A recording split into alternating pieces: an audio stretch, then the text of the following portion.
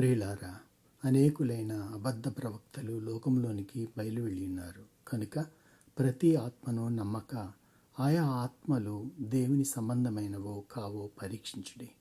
1 యోహాను పత్రిక 4వ అధ్యాయం 1వ వచనం. దేవుడు నీ జీవితమునకు ఒక దిశను చూపించినప్పుడు ఇతరులు నిన్ను ఆ మార్గం నుండి తప్పుద్రోవ పట్టించనివ్వకు. దేవుడు నీ కోసం వేరే ప్రణాళికను కలిగి ఉంటే ఆయన స్వయంగా నీకే తెలియజేస్తారు. దేవుని స్వరాన్ని వినటానికి నీవు ఎల్లప్పుడూ ఇతరులపై ఆధారపడవలసిన అవసరం లేదు. ఇక్కడ ముఖ్యమైన విషయం ఏమిటంటే, ప్రతి ఒక్కరూ తాము ఎవరని ఇతరుల చేత చెప్పబడతారో అది వారు కావలసిన అవసరం లేదు. అందుకే వివేచన చాలా అవసరం. ఈ దినవాక్యం ఆత్మలను పరీక్షించమని చెబుతుంది. వారి గత జీవితం ఎలా ఉంది? వారి జీవితంలో మంచి ఫలాలు కనిపిస్తున్నాయా?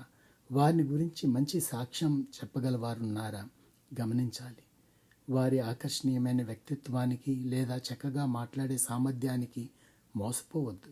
నీవు పైపైన కనిపించేదానికంటే వారిని లోతుగా పరిశీలించాలి. నీ హృదయంలో ఏమి అనిపిస్తుందో గమనించు. వారు బయటకు సరైన వారిలా కనిపించవచ్చు, సరైన మాటలు మాట్లాడవచ్చు, కానీ నీవు ఏదైనా అసౌకర్యం, అశాంతి లేదా ఇది సరైనది కాదు అనే హెచ్చరిక నీలో కలిగితే అది నిన్ను జాగ్రత్తపరుస్తున్న పరిశుద్ధాత్మ స్వరమై ఉండవచ్చు. ఆ హెచ్చరికను నిర్లక్ష్యం చేయకు. అదే వివేచన ఆత్మ. అది మన కళ్ళకు కనిపించని విషయాలను గ్రహించడానికి సహాయపడుతుంది.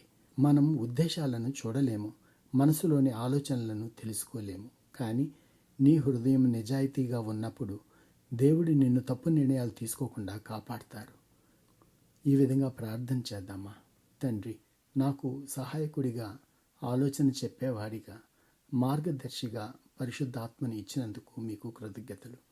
నన్ను మీరు సరైన మార్గంలో నడిపిస్తారని చేసిన వాగ్దానమును బట్టి మీకు వందనములు.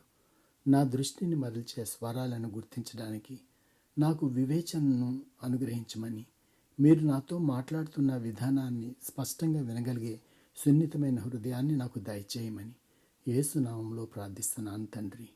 ఆమేన్.